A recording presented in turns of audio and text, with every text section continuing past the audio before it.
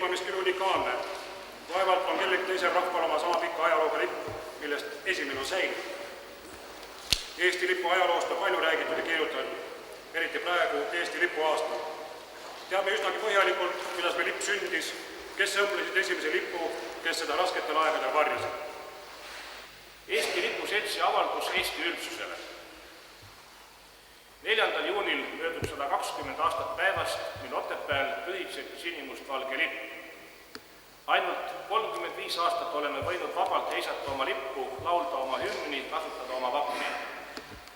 Sinimustvalge jäi puhtaks ka punalipu haardes, kerkides ka okupatsiooni ajal sageli 24. veebruari koidikuks katusele, torni või kõrge korstna otsa. Kümned tuhanded eestlased on oma riigi sümbolite all ja nimel võideldud. Tuhanded on nende nimel langenud. Nende manalamail kaasmaalaste hingejõud ja vaim on andnud meie lipule, vapile ja hümnile sellise hiigeljõu, mida mitte keegi ei saa meilt iialgi ära võtta. Olles ise aastaid seotud meie riiklike tseremooniatega, võidupühad, vabariigi aastapäevad ja paljud teised suurüritused, nende korraldamisega ja meie riigiprotokolli taasloomisega ning meie diplomaatide ja riigiametnike koolitamisega pean nentima, et meie teadmised riiklikust sümboolikast ja protokollist jätavad kergelt öelda soovida. Ning täna peame ühiselt mõtlema, kuidas tegutseda, et tõsta meie haritust selles valdkonnas. Kuna täna oli juttu sümbolitest, Eesti lipust, Eesti vapist ja hümnist, siis ei olnud juttu ühest väga olulisest sümbolist. See oli presidendi ametiketist. Järgmine kõneleja on Enn Tarto. Nii palju, et 19. veebruaril käesoleval aastal Tartu linnavolikogu võttis vastu otsuse, et kohustada Tartu linnavalitsust tegelema mälestuste kogumisega, mis on seotud okupatsiooniaegsete lipujuhtumitega. Nii, et pange oma mälestused kirja, saatke need Tartu linnamuuseumisse, Pearu Kuusele ja ma usun, et ka loodav selts tegeleb nende asjadega, nii et jõudu tööle! Tartule mitme täiesti konkreetse ja väga hea mõtte eest. Järgmine sõnasoovi on professor Tiit Reid-Viitso. Palun. Ja ma arvan, et Eesti lipu värvid ükskõik millises järjestuses on ja peavad olema pühad. Järgmisena on sõna soovinud härra Kraft. Palun. Selle seltsi loomine on igati vajalik ja ajakohane ja ma arvan, et see aitab rohkem ja rohkem propageerida seda meie värve meie rahva hulgas. Aitäh! Mart Niklus või? Mart Niklus. Eesti lipu, hümni, vapi, presidendi ametiketi säilitamise, kaitsmise, tagasinõudmise ja tagasinõudmine on normaalse, enesest lugupidava riigi kõige tähtsam prioriteet. Ja järgmine sõnavõtja on Johannes Tõrs. Sellest lipust lasti valang läbi. Selle lipu all tulid Soome poisid tagasi Paldiskisse 16. augustil ja üle poole võitles neid Emajõe all. Nad peksid korraks rünnakukiilu veel üle Emajõe tagasi. Selle lipul lasti teised augud sisse. Ja see oli veterani nii püha lipp, et 91. aastal 28. detsembril tõi tema poeg selle muuseumisse ja ütles, minu isa ei julgenud seda ennem ära anda, kui mina olen surnud. Ja see lipp on meil muuseumis. Hoidke oma lippu, Eesti lipp on ilusam lipp maailmas. Ja meie kongressi auks tõmbsin ma täna 2 sinimustvalge lippu oma Vabasaarele, kus kuulutati Eesti Vabariik välja 89. aastal 1. juulil. Tänan tähelepanu eest. Nii, palun, kes on järgmine? Jah, palun. Seega on Eesti Lipu Seltsi eesmärk Eesti hümni kasutamise kultuuri edendamine igati vajalik. Tänan ära kuulamisest. Väga austatud kohalviibijad, Esindan siin üliõpilaskorporatsioon Leonard. Nimeks on minul Tein Tamm-Tõnsing. Siin on räägitud väga palju vanemate härrade poolt, ütleks tarka juttu. Kuid kui me vaatame siin saalis ringi, siis mida me näeme siin? Me näeme siin ennekõike vanemaid inimesi. Kus on noored? Iga inimene väsib. Ja kui me tänasel päeval siin ei näe, et oleks pealekasvu, et oleks neid noori, kes tahaksid viia edasi neid teie ideid, siis on see selts sama hästi kui juba praegu läbi kukkunud. Seepärast on eriti tähtis, et see selts, mis siin täna loodakse, saaks omale tugeva vundamendi ja tugeva vundamendi just sellel puhul, et oleks ka noored seal sees. Suur tänu väga noorusliku ja sütitava sõnavõtu eest ja kui noori on ka ainult 3, siis see on seeme, mille peale me saame loota tulevikus. Meie ajavarud võimaldaksid veel ühe ja viimase sõnavõtu. Kas on veel sõnavõtu soovijaid? Ja ma leian niiviisi, et see loodav selts tulevikus leiab endal aega ja tahke, kes viib need ideed meie koolidesse. Sõnavõtud olid väga mitmekesised ja ma usun, et tulevasele juhatusele koorus välja nii mõnigi väga kasulik ettepanek ja näpunäide ja ma usun, et meie protokolli on päris hästi need kõik kirja saanud.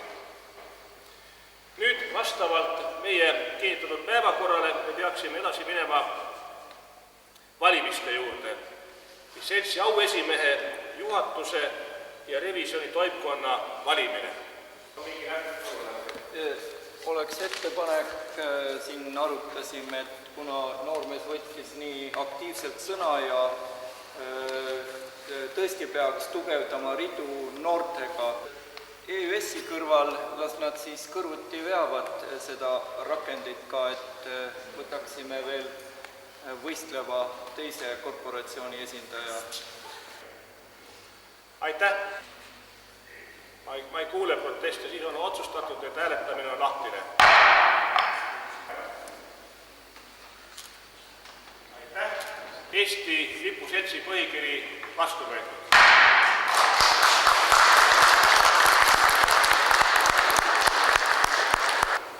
30. mail 2004. aastal Tartu Ülikooli aulas toimunud mittetulundusühingu Eesti lipuseltsi asutamiskoosolek, kuulanud ära ettekande Eesti lipuseltsi põhikirjast ja liikmemaksust, ettekandja härra Andres Mihkels, samuti Eesti lipuseltsi avalduse Eesti üldsusele, ettekandja härra Trivimi Velliste ja sõnavõtud otsustas. Esiteks, kinnitada Eesti lipuseltsi põhikiri esitatud kujul. Kas on fraktsiooni toimkonna esindajale küsimusi? Ma võib-olla nii palju täpsustuseks ütlesin, et siin kuigi kirjalik ettepanekuid ei tulnud põhikirja kohta, siis me arutasime neid suulisi ettepanekuid ja leidsime, et siiski need mured, mis puudutavad Eesti lipu värvi ja muid probleeme, mis esile toodi, et need on siiski väga hästi kaetud praegu seltsi eesmärkidega. Üliõpilastele ja pensionäridele 50 krooni, B. Teistele füüsilistele isikutele 100 krooni ja juriidilistele isikutele 200 krooni aastas. Palun, härra Enda. Aga seal ei räägita töötutest midagi, palju neil on makstud?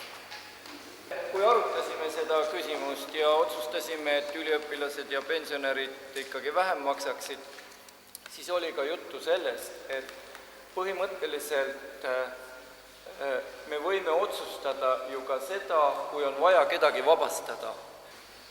Kas on veel küsimusi? Ma ei näe.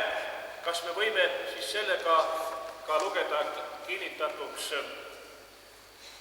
sisse liikmemaksu suurused, nii nagu toimkonna esindaja need ette kandis? Kas sellega ollakse päri? Kui ollakse päri, palun anda käega märku. Kas keegi on vastu? Vastajad ei näe. Kas keegi jääb erapooletuks? Ei ole, seega ühel häälel vastu võetud. 11. Viimane nimi oli sama noormees, kes siin... Kõik nimed võid aru saada, aga selgelt. Kõik olid õiged. Siis, kas ma tohin panna juhatuse etteloetud kujul hääletusele. Ma vastuväiteid ei kuule. Palun käega märku anda, kes on etteloetud kujul valitava juhatuse poolt. Suur tänu. Palun, kes on vastu? Vastuhääli ei näe. Kas keegi jääb erapooletuks? Üks erapooletuks. 2 erapooletust. Suur tänu. Sellega on Eesti Lipu Seltsi juhatus valitud. Ja jõudu tööle ja palju õnne.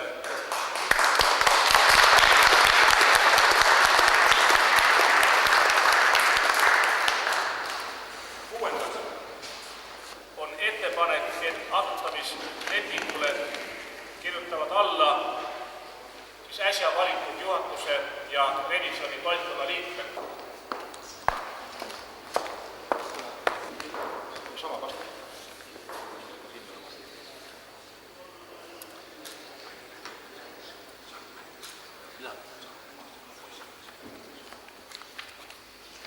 Siis härra Jaak Roosaare.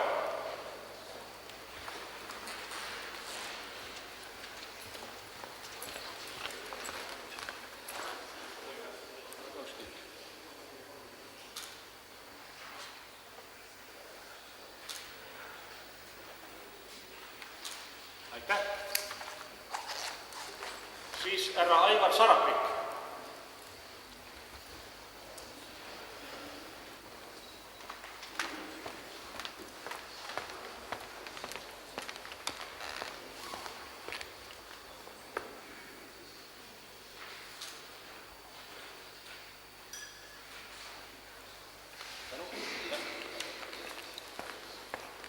Härra Jüri Trei.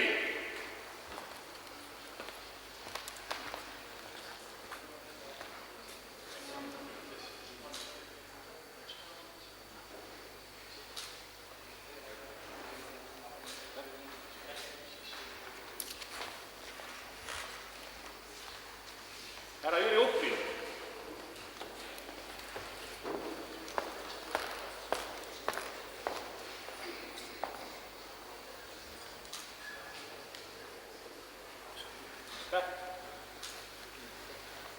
Ja viimaseks kirjutan alla siis ma ise.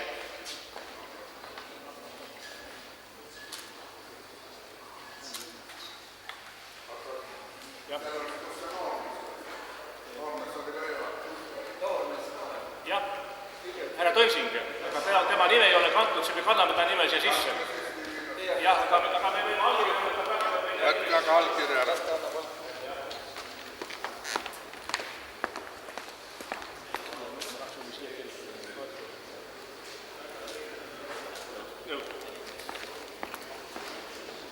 Nii suur tänu kõigile allakirjutajatele. Sellega on Eesti Lipu Selts asutatud. Palju õnne ja palju jõudu meie seltsil.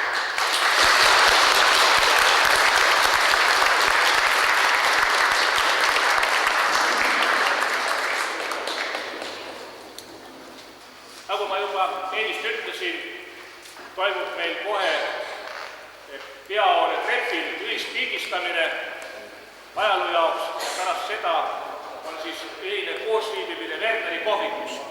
Ja teatan veel sedagi, et kui on uusi liituda soovijaid siin olijate sõprade tuttavate hulgas, siis palun ütelge neile edasi, et avaldusi saab saata aadressil Eesti Lipu Selts, Toompea tänav 8, 10142 Tallinn, see on siis Kaitseliidu maja Tallinnas.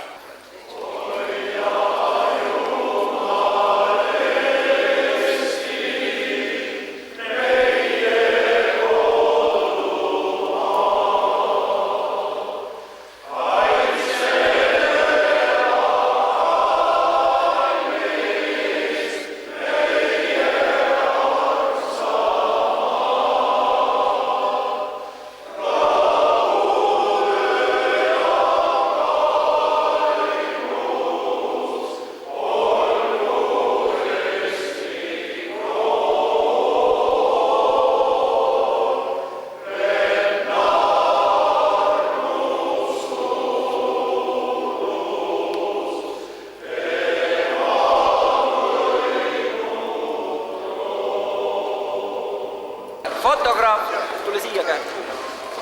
Siin on need Laidonderi kaardid on siin.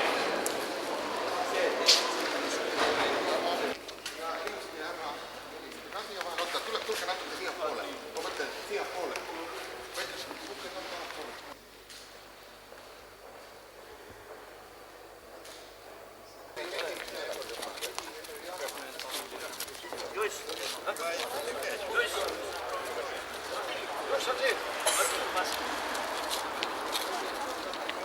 Võtame nüüd niimoodi, et kenasti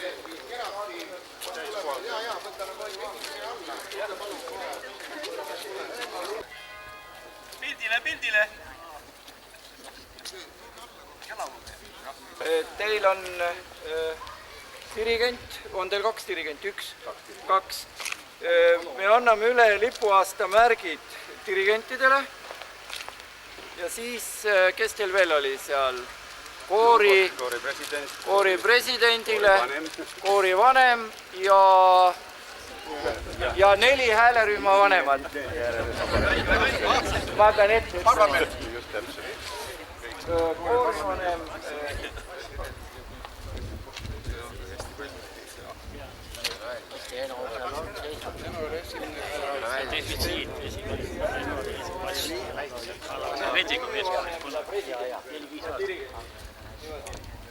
Öelge, et väga kahju on, et nad ei jäänud siia lõpuni, et nad oleks filmi peale saanud. Jah, laksutame ennast ka. Laksutame neile, laksutame.